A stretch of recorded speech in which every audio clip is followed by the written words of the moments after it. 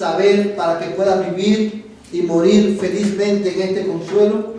Necesito entender la grandeza de mi pecado y mi miseria espiritual, cómo soy redimido de todos mis pecados y miseria, y cómo agradecer a Dios por su redención. Vamos a leer, hermanos, a Efesios capítulo 5, versos 8 al 11. Ephesians chapter 5, verse 8 to 11. Efesios capítulo 5, verso del 8 al 11.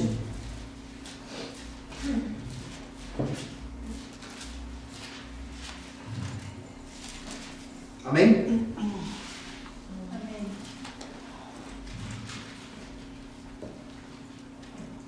Hermano, que lo tenga, por favor, Isabel. Porque antes erais tinieblas, pero ahora sois luz en el Señor, andad como hijos de la luz.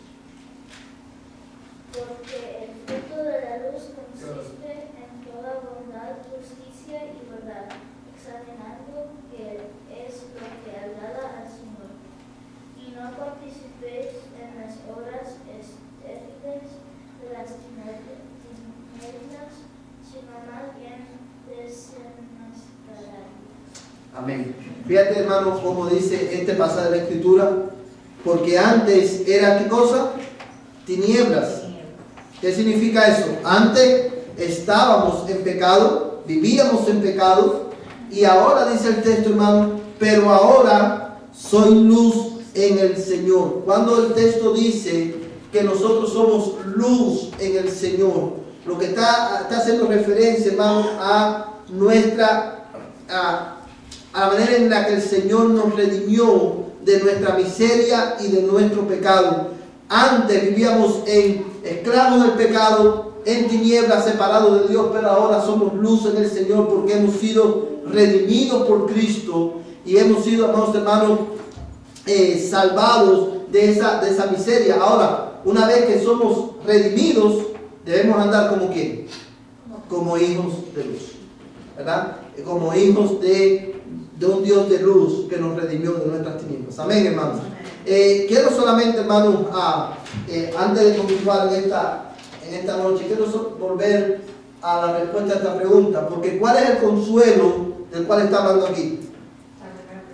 Tenemos que ver la primera pregunta, ¿verdad? ¿Cuál es nuestro consuelo en la vida y en la muerte? Que no me pertenezco a mí mismo, sino al Señor. Y dice esta pregunta, hermano, ¿qué necesitas saber para que puedas vivir y morir felizmente en este consuelo? Bueno, necesitamos saber, entender la grandeza de mi pecado y mi miseria espiritual, cómo soy redimido de todos mis pecados y miseria. Básicamente lo que está diciendo, hermano, la pregunta es que para nosotros poder disfrutar de este consuelo que viene de saber que somos de Jesucristo, necesitamos entender nuestra condición. Somos pecadores. Necesitamos entender el Evangelio, cómo Cristo nos redimió, y necesitamos entender cuál es nuestra responsabilidad ahora delante de Dios, cómo agradecerle a Dios por lo que ha hecho en Cristo por mí. Amén, hermano. Quiero animarles a que en esta semana revise esta pregunta en su casa, estudie la Biblia, hermano, y ore a Dios para que estas verdades se impregnen en nuestros corazones. Quiero animarles, hermano, a orar. Ahí donde usted está, quiero invitarle a que incline su rostro. Vamos a ir al estudio de la palabra del Señor en esta noche. Y quiero invitarle a que ore conmigo y pídale: Señor, háblame a través de tu palabra. Señor amado, en esta hora te bendecimos y te damos gracias, Señor, porque hemos podido cantar a ti, hemos podido, Señor, orar, hemos podido, Señor, ofrendar, Señor, y ahora podemos venir a tu palabra. Ha llegado, oh Dios, el momento más importante, Señor, de este servicio, el momento en el que nosotros callamos, Señor, Padre Celestial, y tú hablas a nuestras vidas, Señor, y por eso te damos gracias, Dios mío. Oh Señor amado, en este momento quiero rogarte que me ayudes a mí, que me fortalezcas, Señor, para poder comunicar con claridad y con fidelidad tu palabra esta noche, de manera, Señor, que cada uno de los que estamos aquí podamos entenderla. Yo te ruego, oh Padre bendito, en el nombre de Jesucristo, que tú, Señor, ilumines nuestra mente, abre los ojos de nuestro entendimiento para poder ver la gloria de tu nombre en tu palabra, Señor, y obra en nuestra voluntad para nosotros poder entenderla en esta tarde, obedecerla en esta tarde. Yo te lo ruego, oh Dios, en el nombre de Jesús. Señor, ponemos nuestras vidas en tus manos. Habla nuestras almas y por medio de tu palabra lleva a cabo tu voluntad en cada uno de nosotros. En el nombre de Cristo. Amén y amén. Quiero invitarles, hermanos, a buscar en sus Biblias en la carta del apóstol Pablo a los Colosenses, capítulo 1, verso 15 al 20. Colosenses, capítulo 1, verso 15 al 20. Colossians chapter 1, verse 15 to 20. Amén. Colosenses, capítulo 1, verso 15 al 20. Vamos, hermanos, hasta el domingo pasado, nosotros estuvimos mirando varios aspectos acerca de la membresía de la iglesia. Y hoy, hermanos, vamos a comenzar una sección nueva en nuestro estudio de la doctrina de la iglesia a través de nuestra confesión de fe. Y vamos a estar hoy, el propósito nuestro esta tarde es poder dar una introducción a este tema que es tan importante, cómo se gobiernan las iglesias bíblicas. Y básicamente, hermano, cuando terminemos este estudio, cada uno de nosotros vamos a poder responder la siguiente pregunta: ¿quién manda en la iglesia? Who is in charge in the church? Y vamos a estar, hermano, mirando esta pregunta a partir de hoy, en los próximos domingos. Quiero invitarles, hermano, a leer conmigo este texto de la Escritura, verso 15 al verso 20. Dice la palabra de Dios: Él es la imagen del Dios invisible, el primogénito de toda creación, porque en Él fueron creadas todas las cosas, tanto en los cielos como en la tierra, visibles e invisibles, ya sean tronos o dominios o poderes o autoridades. Todo ha sido creado por medio de Él y para Él. Y Él es antes de todas las cosas, y en Él todas las cosas permanecen. Él es también la cabeza del cuerpo, que es la iglesia. Y Él es el principio, el primogénito de entre los muertos, a fin de que Él tenga en todo la primacía. Porque agradó al Padre que en Él habitara toda la plenitud, y por medio de Él reconciliar todas las cosas consigo, habiendo hecho la paz por medio de la sangre de su cruz, por medio de Él.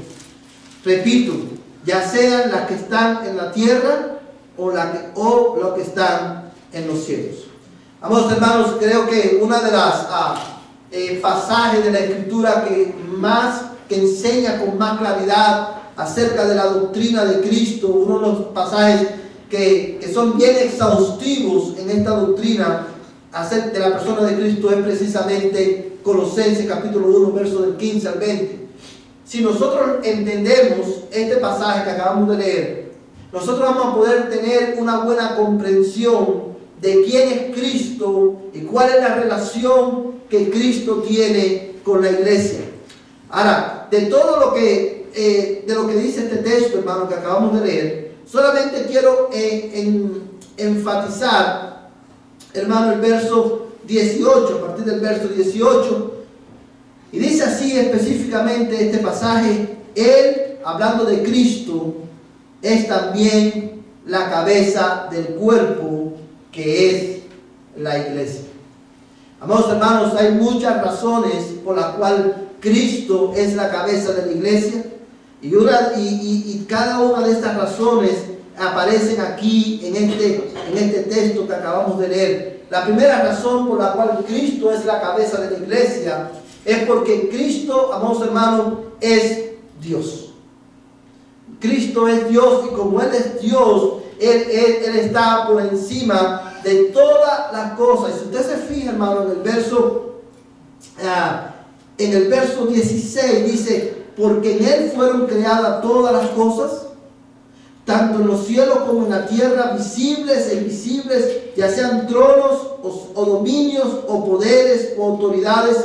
Todo ha sido creado por medio de Él y para Él. Amados hermanos, de Cristo son todas las cosas, incluyendo la iglesia. Y cuando nosotros tratamos con esta pregunta, con este tema, hermano, el gobierno bíblico de una iglesia, para poder entender cómo una iglesia bíblica es gobernada, primero tenemos que entender quién está a cargo en la vida de la iglesia, quién gobierna la iglesia, porque eso nos va a ayudar a poder responder todas las demás preguntas. La respuesta rápida, hermanos, a la luz de este pasaje de la Escritura, acerca del gobierno de la iglesia, es este. ¿Quién gobierna la iglesia? Jesucristo. Cuando la Biblia dice que Jesucristo es la cabeza de la iglesia, lo que es una manera de expresar, de decir que Jesucristo es el que está a cargo de la iglesia.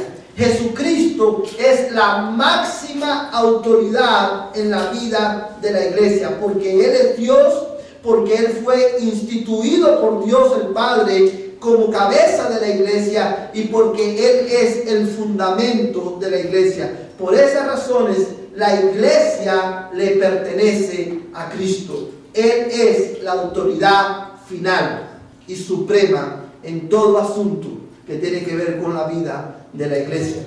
Y eso tiene implicaciones para nosotros como congregación. Esta noche, con la ayuda del Señor, vamos a ver cómo Jesucristo ejerce su autoridad sobre la vida de la iglesia. Porque eso va a determinar cómo los líderes de la iglesia funcionan. Ahora bien, este puede ser un concepto, hermano, cuando oímos de Cristo la cabeza de la iglesia, esto puede ser un concepto muchas veces para algunos de nosotros quizás abstracto. ¿Ok? ¿Qué significa eso?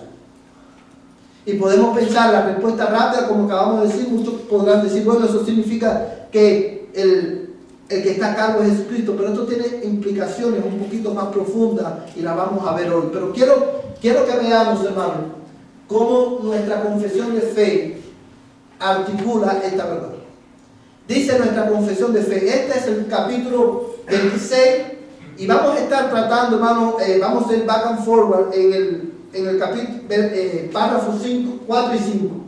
Dice así, hermano, este es el párrafo 4, dice: la cabeza de la iglesia es ¿quién? El Señor Jesucristo, en quien por el designio del Padre todo el poder requerido para el llamamiento, el establecimiento, el orden o el gobierno de la iglesia está suprema y soberanamente investido.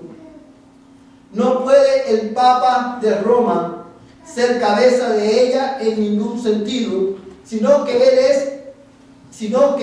es aquel anticristo, aquel hombre de pecado e hijo de perdición que se ensalza en la iglesia en la iglesia contra Cristo y contra todo lo que se llama Dios, a quien el Señor destruirá con el resplandor de su venida.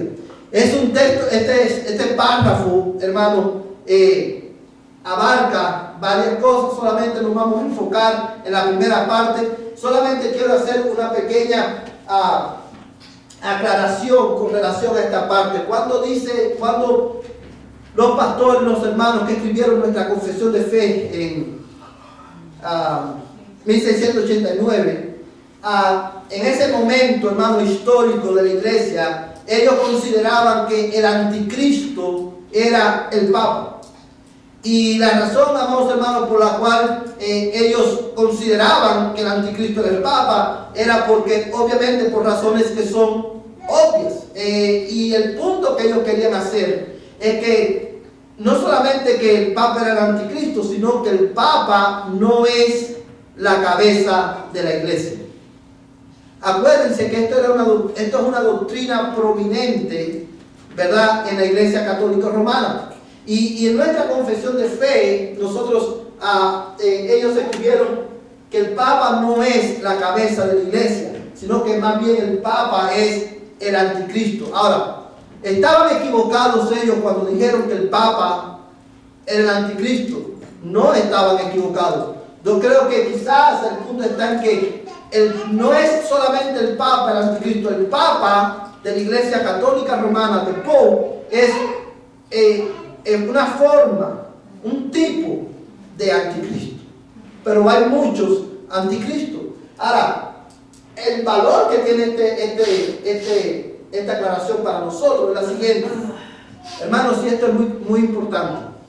De la misma manera que el Papa de Roma no puede ser cabeza de la iglesia en ningún sentido, de la misma manera los pastores de la iglesia no pueden ser cabeza de la iglesia en ningún sentido. La iglesia cristiana, la iglesia evangélica nunca debe considerar a los pastores como la máxima autoridad en la iglesia, porque la máxima autoridad de la iglesia es Jesucristo. Y eso informa la manera en que los pastores liderean la iglesia, porque la autoridad de la iglesia, la autoridad de los pastores, es una autoridad delegada por la autoridad suprema que es Jesucristo. Y nosotros tenemos que liderar conforme a la Escritura. Esta es la aclaración que quiero hacer aquí, pero vamos a estar enfocándonos, hermanos, en la primera parte del párrafo. Dice que la cabeza de la iglesia es el Señor Jesucristo. Y quiero que te fijes bien como dice aquí, en quien por el designio del Padre todo el poder requerido para el llamamiento, el establecimiento y el orden o el gobierno de la iglesia está suprema y soberanamente investido. Ahora, ¿en qué manera, de qué forma Cristo ejerce su autoridad sobre la iglesia? Bueno, básicamente de tres formas fundamentales. La primera, en el llamamiento de la iglesia, en el establecimiento de la iglesia y en el orden o el gobierno de la iglesia. This is the way in what Christ ejerce su autoridad en la iglesia, en su iglesia. Esta es la manera en la que Cristo es cabeza de la iglesia. Él ejerce su autoridad en el llamamiento de la iglesia, en el establecimiento de la iglesia y en el orden o gobierno de la iglesia. Por esta razón, hermano, por estas tres razones, por estas tres funciones de Cristo, es que fundamentalmente Cristo es la cabeza de la iglesia. Ahora, lo voy a repetir, hermano: el llamamiento. Cristo ejerce su autoridad en el llamamiento de los que van a ser parte de la iglesia, en el establecimiento de la iglesia y en el orden o el gobierno de la iglesia. Vamos a ver cada uno de estos puntos esta noche. El llamamiento de la iglesia. Si ustedes se fijan, hermano, aquí lo que tenemos en pantalla nos explica este asunto del llamamiento. Esto, hermano, es el párrafo 5, la parte A. Dice: en el ejercicio de este poder. ¿De qué poder? Del poder que le fue investido por el Padre. En el ejercicio de este poder que le ha sido confiado, el Señor Jesús, a través del ministerio, ¿de qué? De su palabra y por su Espíritu, llama a sí mismo del mundo a aquellos que le han sido dados por su Padre. Básicamente lo que nos está diciendo es que Jesucristo, como cabeza de la iglesia, como máxima autoridad de la iglesia, ejerce su autoridad, hermano, llamando hacia Él, hermano, todos aquellos que han sido confiados por el Padre, por medio del ministerio de la palabra y por el ministerio del Espíritu. Jesucristo llama de tinieblas a luz a todos aquellos que van a ser parte de su iglesia. Ese llamamiento que se hace por medio de la palabra, lo hace Cristo por medio de su Espíritu. Él es el que, como lo hemos dicho en muchas ocasiones, hermanos, Cristo es el que añade a la iglesia los que han de ser salvos. ¿Por qué? Porque Él es la cabeza de la iglesia. Él es el encargado de salvar. Él es el encargado de traer de muerte a vida a los que han de creer. Ahora, mira conmigo estos tres textos bíblicos. Juan capítulo 10, verso 16. Juan capítulo 12, verso 30 al 32. Y Juan capítulo 5, verso 24 al 25. Juan capítulo 10, John chapter 10, verse 15, John chapter 12, verse 32, John chapter 5, verse 24 to 25.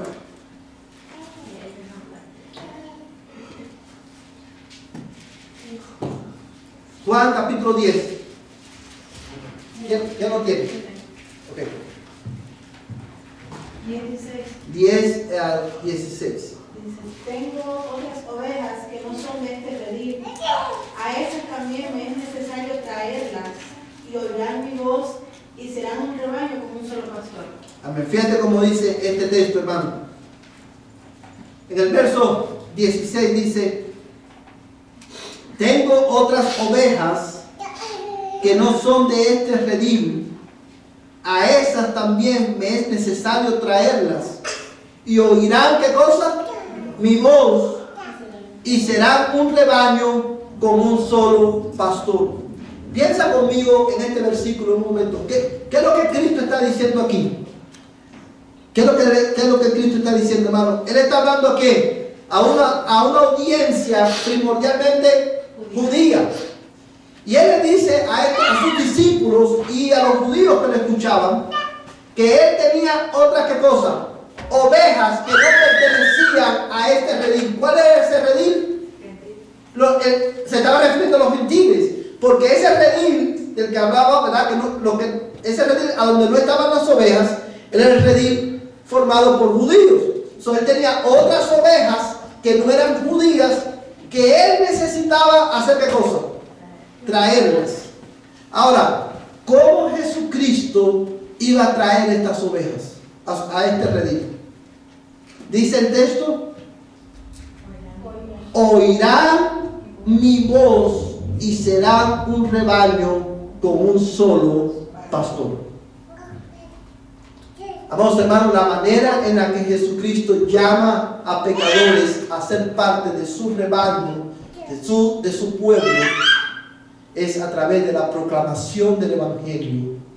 Él, como cabeza de la iglesia, llama a los que el Padre le encomendó antes de la fundación del mundo. ¿Sabes, hermano, por qué tú y yo estamos aquí en esta tarde? Porque Dios nos dio oídos para oír la voz de Cristo llamándonos a ser parte de su pueblo. Y esto tiene, hermanos, implicaciones para nosotros como iglesia. Y yo sé que lo hemos dicho muchas veces, pero me es necesario volver a decirlo. Hermanos, cuando nosotros miramos alrededor nuestro, nosotros podemos pensar: Dalhart es un lugar oscuro, Dalhart es un lugar donde las personas son muy duras en el corazón. Sin embargo, hermano, nosotros muchas veces podemos, si nosotros nos enfocamos en la dureza del corazón de las personas que viven en Dalhart, ¿saben lo que va a pasar?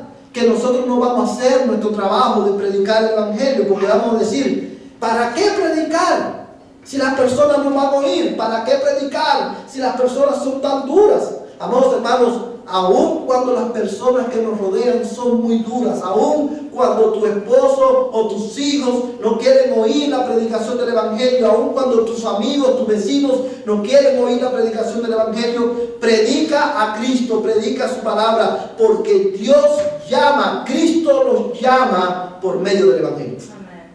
So, no te desanimen. Cristo todavía sigue salvando pecadores por medio de la predicación de su palabra. Hay todavía muchas ovejas en Dalham, ovejas de Cristo, que no han entrado en su redil.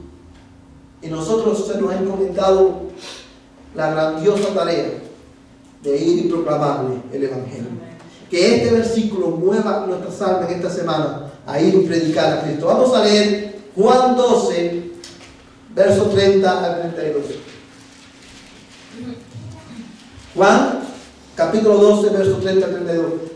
Esmeralda, ¿tienes ese pasaje? John chapter 12, verse 32, 32. Si lo puedes leer, por favor. Jesus said, "The voice did not come from me, but it came to be a help to you. Now this world is being told it is guilty. Now the leader of this world will be thrown out. And when I am lifted up from the earth, I will attract all people towards me." Amén. Fíjate cómo dice este pasaje de la Escritura, hermano. Verso 30. Dice, respondió Jesús y dijo, esta voz no ha venido por causa mía, sino por causa de ¿quién? De vosotros. Ya está aquí el juicio de este mundo. Ahora el príncipe de este mundo será como echado afuera. Y yo, fíjate lo que dice Cristo aquí. Y yo, si soy levantado de la tierra, atraeré a todos a mí mismo. ¿Qué es lo que está diciendo Cristo aquí, hermano? Cuando él dice, y si yo soy levantado de la tierra, ¿a qué se está refiriendo Cristo? A la crucifixión. A la crucifixión. Si yo, ¿sabe? Recuerden que cuando lo crucificaban, lo ponían en la cruz y la levantaban. Está hablando, si yo soy levantado de la tierra, atraeré a todos a mí mismo. Amados hermanos, y esto es importante para nosotros en esta noche, porque Cristo, ¿por qué Cristo dice esto? Porque su muerte, escucha bien, hermano, su muerte en la cruz iba a inaugurar, ¿qué cosa? El nuevo pacto que Dios haría con su pueblo por medio de Jesucristo. Y en ese nuevo pacto, dice la Biblia, que Él escribiría en nuestros corazones, ¿qué cosa? Su ley. Amados hermanos, y dice Cristo, me encanta como Cristo dice, yo atraeré a todos a mí mismo. Yo atraeré a todos a mí mismo. Vamos a leer ahí mismo Juan capítulo 5, versos 24 y 25. Juan capítulo 5, versos 24 y 25.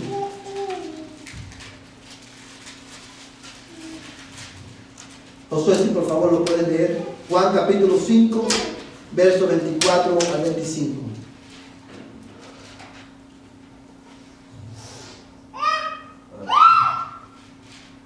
Very truly I tell you, whoever hears my word and believes him who sent me has eternal life, and will not be judged, but has crossed over from death to life. Very truly I tell you, a time is coming and has now come when the dead will hear the voice of the Son of God, and those who hear will. Amén. Fíjate cómo dice este pasaje, hermano, verso 24. En verdad os digo, el que oye, ¿qué cosa? Mi palabra, y cree al que me envió, tiene vida eterna, y no viene a condenación, sino que ha pasado de muerte a vida. Vamos a hacer un alto en este pasaje. Acorde a Jesucristo, en este versículo, ¿quiénes son los que tienen vida eterna? Mira el texto, verso 24. Who are the ones that have eternal life? Dice los que escuchan mi mensaje y creen en Dios. Los que escuchan mi mensaje o los que escuchan mi palabra y creen al que le envió. So, el que cree en el Evangelio, hermano, el que oye el Evangelio y lo cree, ese tiene vida eterna. Y en esa verdad tú y yo debemos regocijarnos en esta mañana, en esta noche. Hermano, mira el peso que Cristo quita de nuestros hombros. Nosotros ahora no tenemos que hacer obras para salvarnos.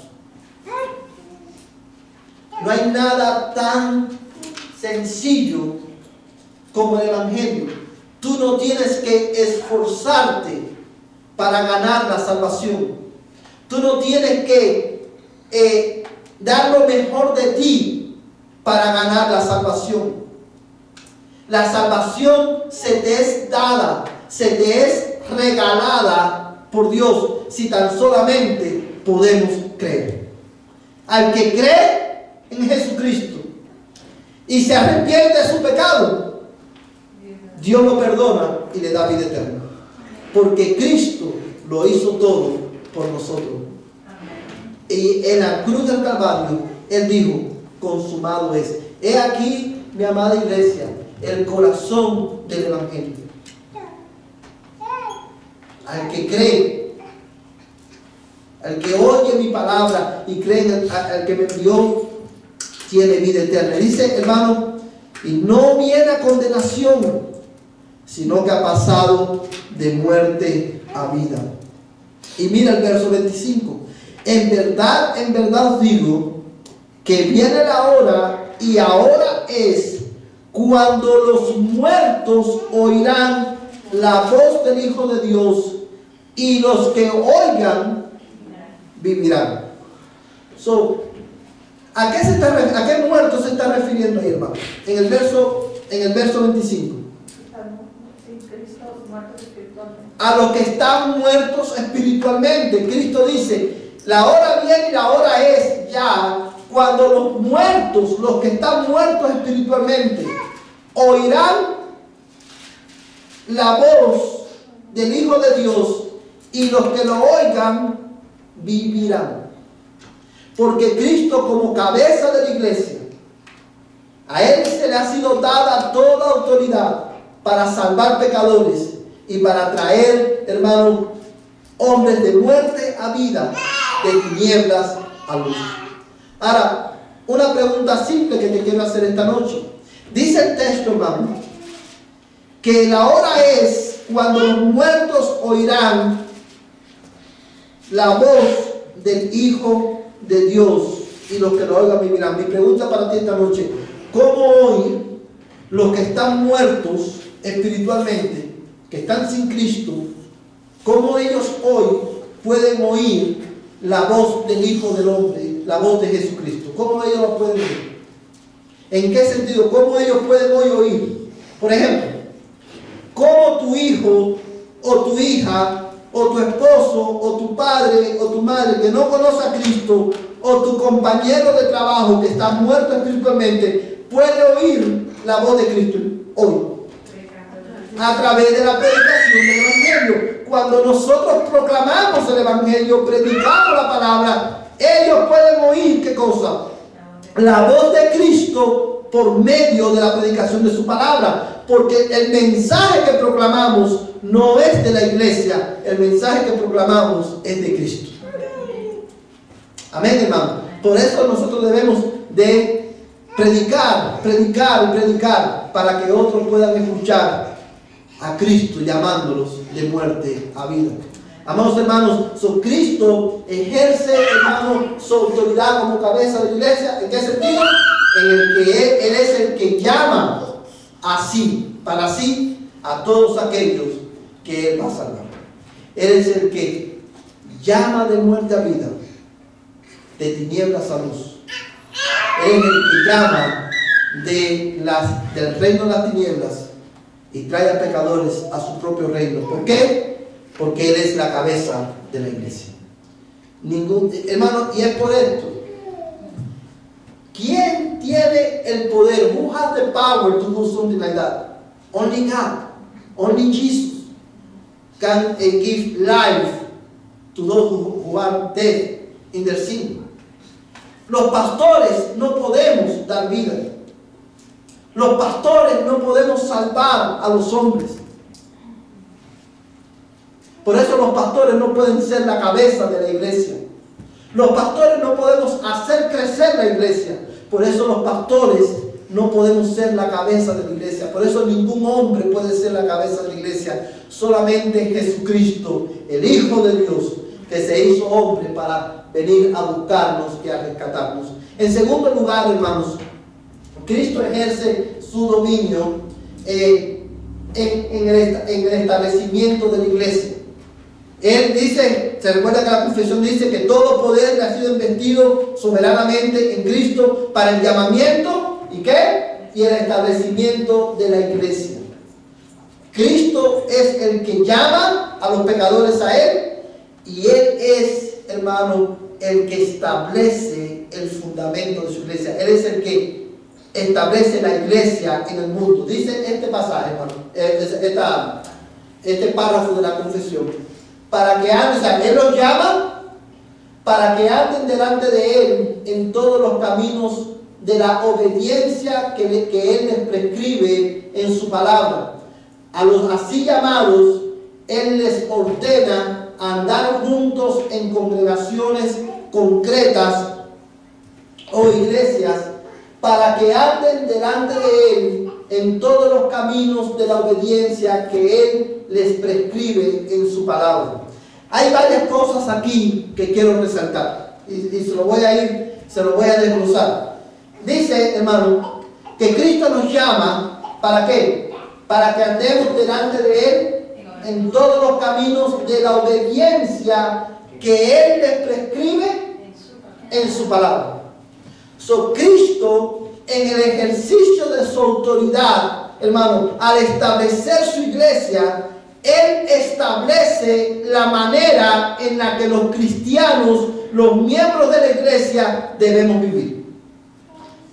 Y eso es parte del establecimiento de Cristo en la iglesia. Cuando Él establece su iglesia, no solamente Él pone el fundamento de la iglesia, que es Él mismo, sino que Él establece la manera en la que los miembros de su iglesia deben de vivir. ¿Verdad? Al establecer su iglesia, Cristo determina cómo debemos vivir los miembros de la iglesia. El estilo de vida del cristiano no es un invento de la iglesia. Cristo, como cabeza de la iglesia, al establecer su cuerpo en la tierra, determina cómo tú y yo debemos de vivir. Amados hermanos, y debemos vivir en obediencia a su palabra. Yo quiero que veamos algunos textos bíblicos. Vamos a leer, hermanos, Efesios capítulo 2, versos 19 al 22. Ephesians chapter 2, verse 19 to 22. Efesios capítulo 2, 19 al 28. Al 22, perdón.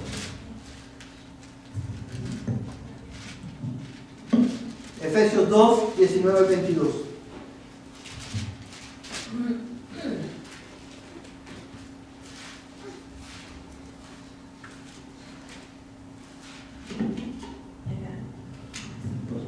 Léelo, por favor. Así pues, ya no sois extraños ni extranjeros, sino que sois conciudadanos de los santos y sois de la familia de Dios, edificados sobre el fundamento de los apóstoles y profetas, siendo Cristo Jesús mismo la piedra angular, en quien todo el edificio bien ajustado va creciendo para ser un templo santo en el Señor, en quien también vosotros sois juntamente edificados para morar de Dios en el Espíritu. Amén. Fíjate como dice este pasaje, hermano. Así pues, ya no sois extraños ni extranjeros, sino que sois, ¿qué cosa? Conciudadanos de los santos y sois de la familia de Dios. Y dice, edificados sobre ¿quién? Sobre el fundamento de los apóstoles y profetas, siendo Cristo Jesús mismo la piedra angular. La iglesia, amados hermanos, cuando dice aquí el versículo 20, edificados sobre el fundamento de los apóstoles y profetas, está refiriéndose, hermanos, que la iglesia es edificada, la iglesia es establecida sobre las enseñanzas de los apóstoles y profetas. Y de esa enseñanza, Cristo es el fundamento de ella. Cristo es el corazón de la enseñanza de los profetas y de los apóstoles. Básicamente lo que está diciendo es que la iglesia de Cristo está fundada en Jesucristo. Se establece sobre la base de quien Cristo es y de lo que Cristo hizo. Y porque Él es el fundamento, Él determina cómo nosotros debemos de vivir. Y lo primero que vemos en este pasaje es que en el diseño de Dios, en la sabiduría de Dios, Él ha determinado que nosotros como iglesia vivamos como una familia. Ese es el diseño de Dios. Ese es el diseño de Cristo. Que seamos una familia, la familia de Dios. Mira conmigo, no vamos a ver 1 Corintios porque ya lo vimos, lo hemos estado mirando en las semanas anteriores, pero vamos a ver Efesios, ahí mismo en Efesios capítulo 5, vamos a ver desde el verso 1 hasta el verso 8, yo lo voy a leer. Ahí solamente en el mismo Efesios capítulo 5, verso 1 al 8. Y este texto nos dice cómo debemos vivir individualmente como creyentes. Este es el diseño de Dios para tu vida.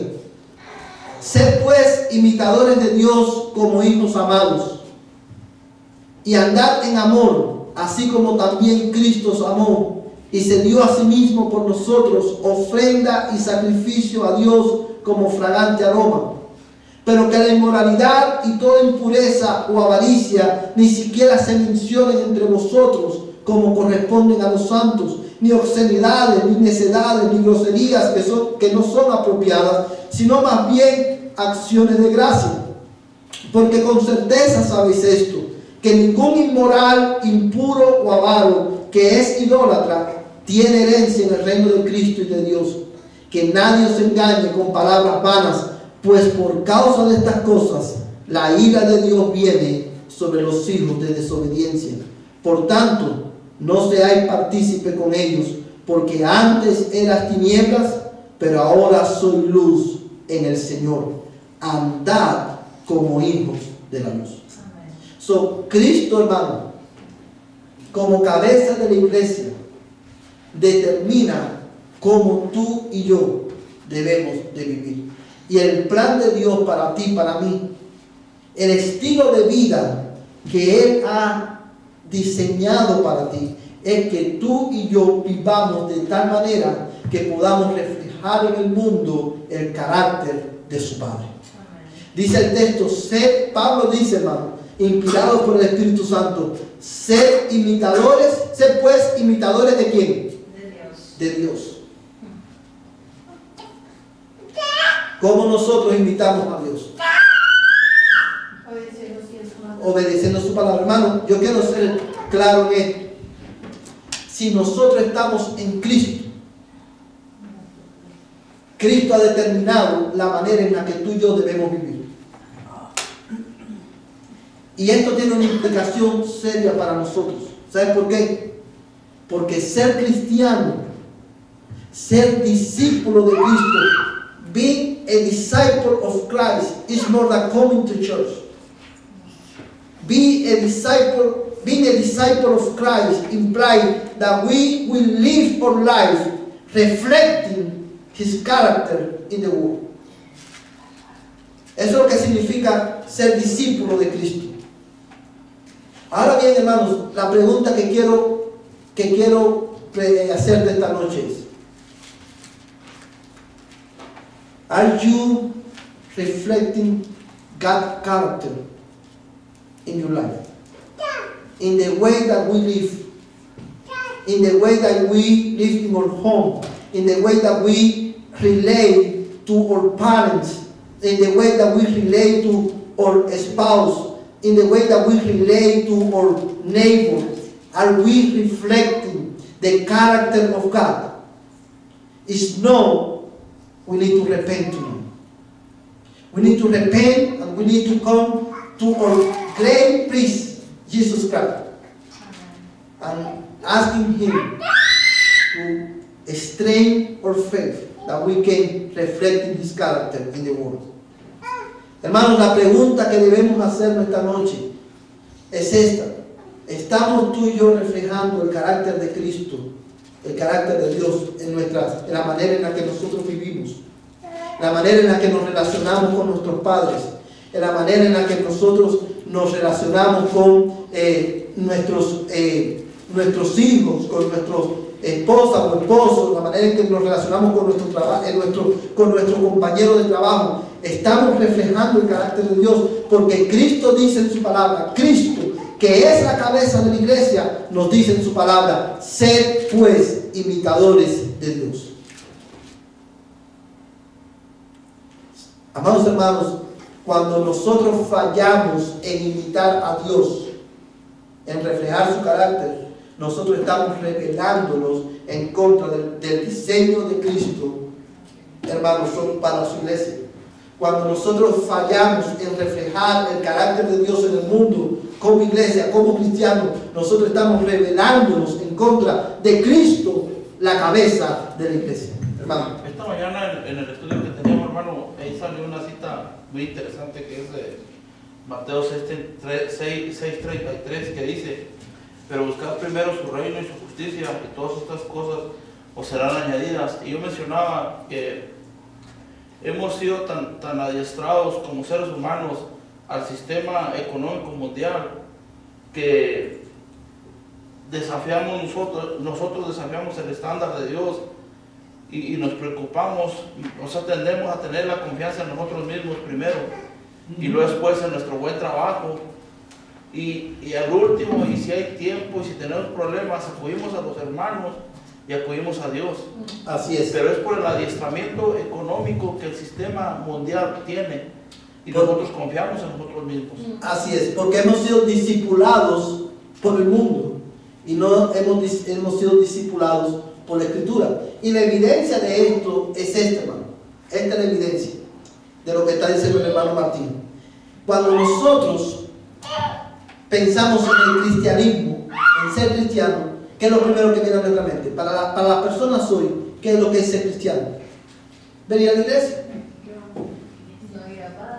No bailar, no hacer esto, no hacer... Ser aburrido. Pero el cristianismo, hermano, consiste básicamente en reflejar el carácter de Dios por medio de Jesucristo, la obra de Jesucristo en nosotros. Y nosotros tenemos, cuando nosotros, hermanos, somos discipulados por el mundo, nosotros vamos a reflejar ¿qué cosa? El carácter del mundo. Cuando nosotros somos discipulados por el mundo, nosotros, hermanos, vamos a reflejar, vamos a valorar lo que el mundo valora. Pero cuando somos discipulados por Cristo y por su palabra, vamos a, hermanos, permanecer reflejando su carácter. Ahora, yo quiero, hermano, que veamos lo siguiente. Dice, hermano, aquí lo que tenemos en pantalla: al establecer su iglesia, Cristo determina cómo debemos funcionar como iglesia. Como cabeza de la iglesia, al él establecer la iglesia, hermano, él no solamente determina cómo debemos vivir, pero él también determina cómo debemos funcionar como iglesia. ¿Sí pueden ver la diferencia, hermano? Yo quiero, hermano, que enfatizar en esto, porque es diferente. Cristo determina la manera en que debemos, ¿cómo? De vivir. Primero, como cristianos individuales, debemos reflejar el carácter de Dios. Pero como cabeza de la iglesia, al él establecer su iglesia, Cristo también determina cómo debemos funcionar como iglesia. La manera en la que la iglesia funciona no la determinamos nosotros, sino que la determina Cristo. Y es por eso, hermano, que la confesión de fe dice: a los así llamados, Él les ordena ¿qué cosa? andar juntos en congregaciones concretas o iglesias para su edificación mutua y la debida observancia del culto público que Él requiere de ellos en el mundo. Cristo, hermano, es el que determina cómo nosotros debemos funcionar como iglesia. Yo quiero que veamos estos 3 textos bíblicos que son muy importantes.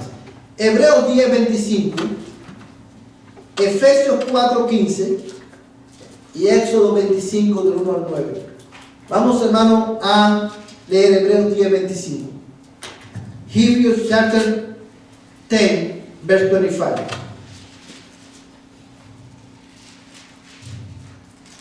Amén. Sí, hermano, por favor. No dejando de congregarnos como algunos tienen por costumbre, sino exhortándonos unos a otros, y mucho más al ver que el día se acerca. Amén. Acorde a este versículo, ¿cómo la iglesia de Cristo debe funcionar? Congregándonos. Hermanos, y yo quiero enfatizar en esto porque es una verdad que muchas veces es olvidada e ignorada.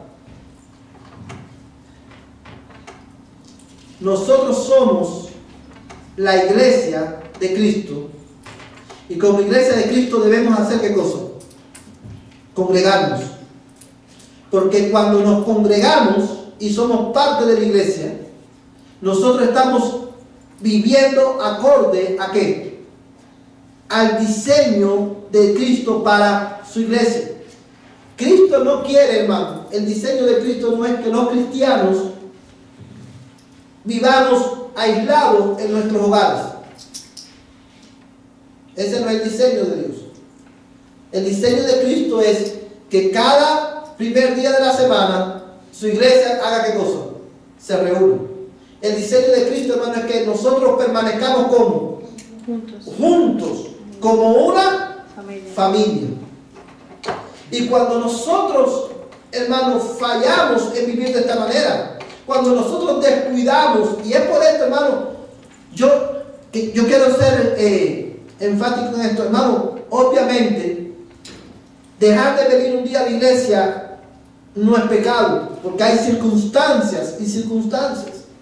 Pero cuando los cristianos hacemos el ausentarnos de la iglesia un hábito, nosotros nos estamos rebelando en contra de ¿qué? Del diseño de Dios para la iglesia. Hermanos, hay personas que dicen que son cristianos y van a la iglesia 2 veces al año: Navidad y Easter. Y son cristianos. Hay personas que dicen que son cristianos y dicen: yo soy cristiano. ¿Y a qué iglesia perteneces? No, yo no pertenezco a ninguna iglesia. Yo veo al pastor Chucky Chi en el televisor. Una persona que diga ser cristiano y que diga se comporte de esa manera, decida no congregarse para quedarse en casa y ver un mensaje en el televisor y dice: no, ya, yo soy cristiano. Esa persona está desafiando abiertamente ¿qué cosa? La autoridad de Cristo, la cabeza de la iglesia, porque Él, que es la cabeza, ¿qué nos ordena hacer? Congregarnos. Mira, hermano, Efesios capítulo 4. Efesios capítulo 4, verso 15. Ephesians chapter 4, verse 15. Sí, hermano, por favor. En cambio, hablaremos la verdad con amor y así creceremos en todo sentido hasta parecernos más y más a Cristo, quien es la cabeza de su cuerpo, que es la iglesia. Amén. ¿Puede leer el 16 también, hermano? Él hace que todo el cuerpo encaje perfectamente y cada parte, al cumplir con su función específica, ayuda a que las demás se desarrollen. Y entonces todo el cuerpo crece y está sano y lleno de amor. Amén. Hermano, una vez más, este pasaje lo hemos leído muchas veces, pero es importante que lo consideremos nuevamente por las verdades que en él están. ¿Cuál es Cristo como cabeza de la iglesia determina cómo debemos funcionar. Y acorde a este versículo, ¿cómo la iglesia de Cristo debe funcionar? ¿Cómo debemos nosotros funcionar? Bueno, la iglesia de Cristo, hermanos, sus miembros, debemos, ¿qué cosa? Decirnos la verdad en amor los unos a los otros. Debemos animarnos unos a otros. Los miembros de la iglesia debemos de, hermano, buscar la edificación de mis hermanos. ¿Y cómo lo hacemos? Diciéndonos la verdad en amor. Y también, hermano, nosotros nos edificamos a... ¿Cómo se dice edificar en inglés? Edify. We have to edify each other. ¿Y cómo lo hacemos? Diciéndonos la verdad en amor, pero también sirviéndonos unos a otros acorde al propósito que Dios tiene con nuestras vidas. Cuando Jesucristo te salvó, Jesucristo te dio un don, una función en la iglesia, en su iglesia. Y Él te puso en una iglesia local determinada, para que en esa iglesia local tú puedas, ¿qué cosa? Servir a tus hermanos, y de esa manera edificar a tus hermanos. Y cuando tú eres servido por tus hermanos, tú eres edificado por tus hermanos. El diseño, hermano, como Cristo como cabeza de la iglesia tiene la autoridad para determinar cómo tú y yo vamos a funcionar como iglesia. Y la iglesia funciona, hermanos. Lo que usted tiene en Efesios capítulo 4 es el blueprint de la salud de la iglesia. El mapa, el plano de la salud de la iglesia. Y yo quiero decirte algo, hermano. Cuando la iglesia se enfoca en poner en práctica los dones que Dios le ha dado, cuando cada miembro de la iglesia se enfoca en buscar la edificación de su hermano, cuando cada miembro se enfoca en decirnos unos a otros la verdad en amor, cuando cada miembro se enfoca en funcionar como debe funcionar, ¿qué usted cree que va a pasar? Ayuda a que otros se desarrollen, que crezcan. Ayuda a que otros crezcan e inevitablemente la iglesia va a crecer en todos los sentidos. ¿Por qué? ¿Por qué yo lo sé? Porque Cristo, que es la cabeza de la iglesia, ha establecido ese modelo para la iglesia. Si cada miembro de la iglesia hace lo que tiene que hacer, la iglesia va a crecer en todos los sentidos. Espiritualmente, en número, en todos los sentidos. Porque ese es el diseño de Cristo. Ahora, Cristo también determina cómo, fíjate, no solamente determina cómo debemos de funcionar, cómo debemos de vivir, sino que también determina cómo debemos de adorar a Dios. Yo quiero que tú busques, hermano, en tu Biblia, Éxodo capítulo 25, verso del 1 al 19. Éxodo es el segundo libro de la Biblia. Y con este pasaje terminamos el estudio de esta noche. Éxodo 25, verso 1 al 19. Verso 1 al 9, perdón. Éxodo 25, verso del 1 al 9. ¿Todos lo tienen? Okay. Vamos a leerlo, lo dice en el texto, hermano. Y habló el Señor a Moisés, diciendo: di a los hijos de Israel que tomen una ofrenda para mí, de todo aquel cuyo corazón le mueva a hacerlo, tomaréis mi ofrenda. Y esta es la ofrenda que tomaréis de ellos: oro, plata y bronce, tela azul, púrpura y escarlata, lino fino y pelo de cabra, pieles de carnero teñidas de rojo, pieles de marsopa y madera de acacia, aceite para el alumbrado, especias para el aceite de la unción y para el incienso aromático, piedra de ónice y piedra de engaste para el éfod y para el pectoral, y que hagan un santuario para mí, para que yo habite entre ellos, conforme, mira el verso 9, conforme a todo lo que te voy a mostrar, conforme al diseño del tabernáculo y al diseño de todo su mobiliario, ¿qué debes hacer? Así lo haréis. ¿De qué está hablando este pasaje?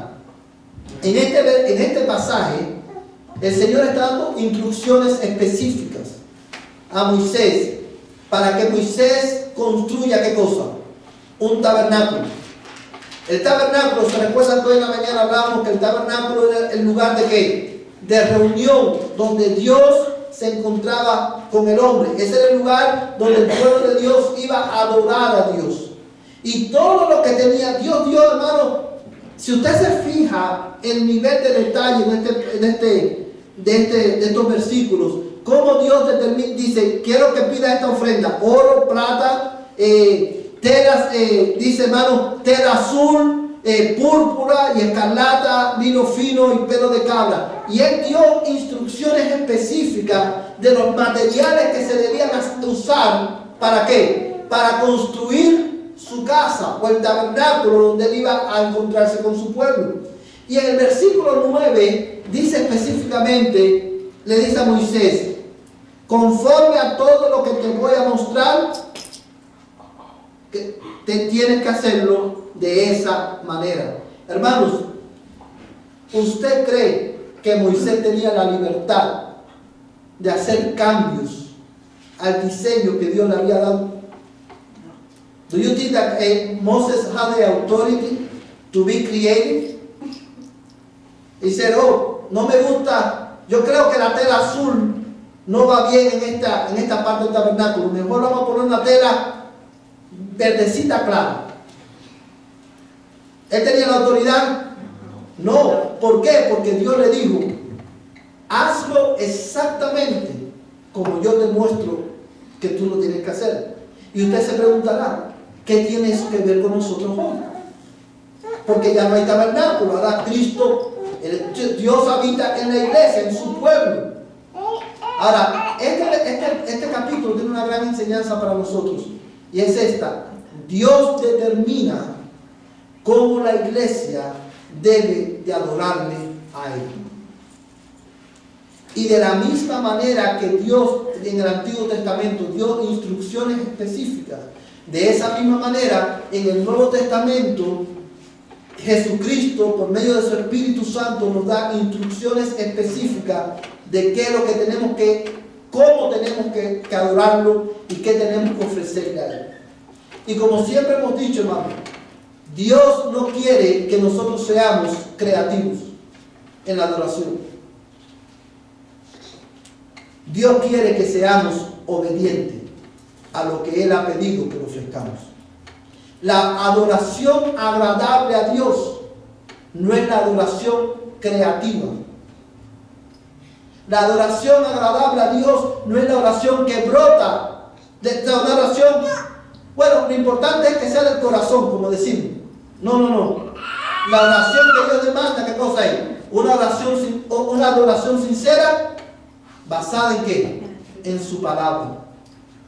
Y usted se pregunta, quizás alguno podrá decir, bueno, pastor, esto es el Antiguo Testamento. Pero usted recuerda la conversación de Cristo con la mujer samaritana. Ella le dijo, ven acá, Jesús, ¿dónde debemos adorar? ¿En Jerusalén o en Samaria? ¿Cuál es el lugar correcto para adorar? Y Jesucristo le dijo, la hora viene y la hora es cuando los verdaderos adoradores me adorarán en espíritu y en verdad. Jesucristo ahí como cabeza de la iglesia tiró por el piso toda la estructura religiosa que los judíos y los samaritanos tenían, y él decía, esta es la manera correcta de adorar, en espíritu y en verdad, acorde a mi palabra. Si lo puede ver, hermano. Como iglesia, a la hora de nosotros pensar, hermano, en el gobierno de la iglesia y en Cristo como cabeza de la iglesia, debemos de recordar, Cristo como cabeza de la iglesia tiene la autoridad para llamar. Él ejerce su autoridad llamando a los que Él va a salvar, y Él ejerce su autoridad estableciendo su iglesia. Y al establecer su iglesia, Él establece la manera en la que debemos vivir, Él establece la manera en la que debemos funcionar como iglesia, y Él establece la manera en la que debemos, hermanos, de adorarle a Él, porque Él es la cabeza. Y yo quiero terminar, antes de venir a la mesa del Señor esta noche, quiero terminar, hermanos, haciéndote una pregunta. Y esta pregunta es muy importante. ¿Estamos reflejando nosotros el carácter de Cristo en el mundo? Él, como cabeza de la iglesia, nos llama a reflejar su carácter. Y al venir a la mesa del Señor en esta noche, yo quiero animarte a que tú le pidas a Dios la gracia necesaria para reflejar su carácter en el mundo.